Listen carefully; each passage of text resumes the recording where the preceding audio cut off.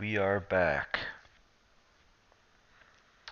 More from the Republic Democratic State of North Korea. More apocalyptic threats come from North Korea. Man, I don't know if it's stupidity or ignorance,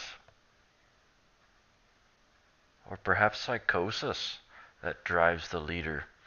North Korea has threatened final doom after the U.S. military flew two B-1 Lancer bombers on a training mission near the Korean peninsula yesterday. From Zero Hedge, another day, another jaw-boning escalation out of North Korea, which on Tuesday accused the U.S. of pushing the Korean peninsula to the brink of nuclear war after two strategic U.S. bombers flew training drills with the South Korean and Japanese air forces in another show of strength. As Reuters reports, the two supersonic B-1B Lancer bombers were deployed amid rising tensions over North Korea's pursuit of its nuclear and missile programs. North Korea said the bombers conducted a nuclear bomb-dropping drill against major objects in its territory at a time when Trump and other U.S. warmongers are crying out for making a preemptive nuclear strike on the North. I wouldn't say a preemptive nuclear strike, but target the silos, at least. The reckless military provocation is pushing the situation on the Korean peninsula closer to the brink of nuclear war, the North official KCNA news agency said on Tuesday. Any military provocation against the DPRK will precisely mean a total war, which will lead to the final doom of the United States. I wonder who is telling him this crap. Like, they don't even have intercontinental ballistic missiles, let alone being able to strap a nuclear warhead to one of them. The U.S. Air Force said in a statement the bombers had flown from Guam to conduct training exercises with the South Korean and Japanese air forces. The .buzz website first reported yesterday that two Air Force B-1B Lancer bombers flew near the Korean peninsula Monday, just days after North Korea conducted another failed ballistic missile launch. So they're threatening with total doom for the United States with missiles that don't work. The bombers departed Andersen Air Force Base, Guam, to conduct bilateral training missions with their counterparts from the Republic of Korea and Japanese Air Forces, said Lieutenant Colonel Lori Hodge, Public Affairs Deputy Director. Hodge did not specify how close the bombers flew to the Korean demilitarized zone known as the DMZ, but said they were escorted by South Korean fighter jets. When asked if the bombers were carrying weapons, the command wouldn't disclose, citing standard operating policy. In September, the service put on a similar show of force over South Korea, deploying B-1B bombers alongside South Korean fighter jets after another nuclear test from North Korea. The U.S. military has maintained and deployed strategic bomber presence in the Pacific since 2004. While Hodge said the training was routine, the recent flyover marks another in a series of events the U.S. has taken to deter North Korea's Kim Jong-un from additional ballistic missile tests, the latest which occurred April 28th.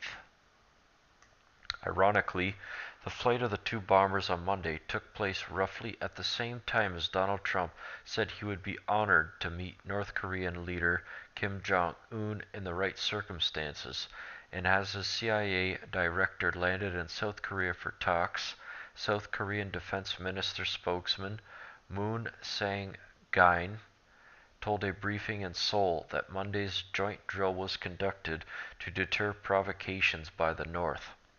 Also overnight, Reuters reported that the U.S. military's THAAD anti-missile defense system has reached operational capacity in South Korea, although they added that it would not be fully operational for some months China has reportedly expressed its opposition to the system, whose powerful radar it fears could reach inside Chinese territory. Foreign Ministry Foreign Minister, spokesman Jiang Shang again denounced THAAD on Tuesday. We will resolutely take necessary measures to defend our interests, Jiang said, without elaborating. Asked about Trump's suggestion he could meet Kim, Jiang said China had noted U.S. comments that it wanted to use peaceful means to resolve the issue. Trump has recently been full of praise of the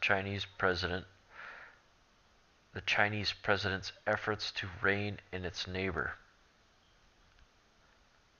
China has always believed that using peaceful means via dialogue and consultation to resolve the peninsula's nuclear issue is the only realistic, feasible means to achieve denuclearization of the peninsula and maintain peace and stability there, and is the only correct choice, Jiang told Daily News Briefing.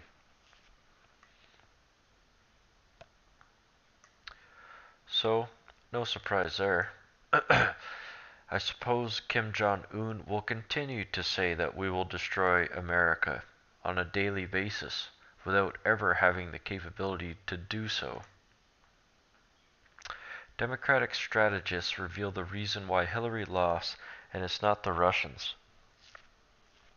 Well, they could have just asked the alternative media, such as us, and we would have told them it wasn't. How could it be? Democrat strategists said the real reason why Hillary lost was because her base was too weak. Donald Trump's overwhelming base was too hard to overcome. Case in point, the Democratic Party have alienated and attacked their white working class. They all voted for Trump. What did they expect would happen? That you attack white people and tell us we're all bad and that we're the worst thing on the face of the entire earth, and we'll still vote for you? Some of us, yeah. Not most of us. The Miami Herald reported each group made its assessment by analyzing voter files, reports that show who voted in every state, and matching them to pre-existing data about the voters, including demographic information, prior vote history. Using this process, the groups have determined how people voted, in what amounts to the most comprehensive way to analyze the electorate short of a full-blown census. Turning out the base the data suggest is simply not good enough. The idea that the Democrats can somehow ignore this constituency and just turn out more of our voters, the math doesn't work, Cantor said. We have to do both. Democrats are quick to acknowledge that even if voters switching allegiance have been Clinton's biggest problem, in such a close election she still could have defeated Trump with a better turnout. She could have won, for instance, if African American turnout in Michigan and Florida matched 2012 levels. They also emphasize the need for the party to continue finding ways to stoke its base. Democrats can do both, said Guy Cecile, chairman of Priorities USA, a super PAC that backed Clinton last year and is now trying to help Democrats return to power. I really do believe that we should reject this idea that if we just focus on turnout and the Democratic base, that it will be enough, he said. If that really is our approach, we're going to lose 6 or 7 Senate seats in this election. Well, they lost the presidency, the Senate, Congress, and 2/3 of the governorship on the exact same night. I'd say the Democratic Party is in deep, deep trouble and on the verge and the brink of certain destruction and possible extinction.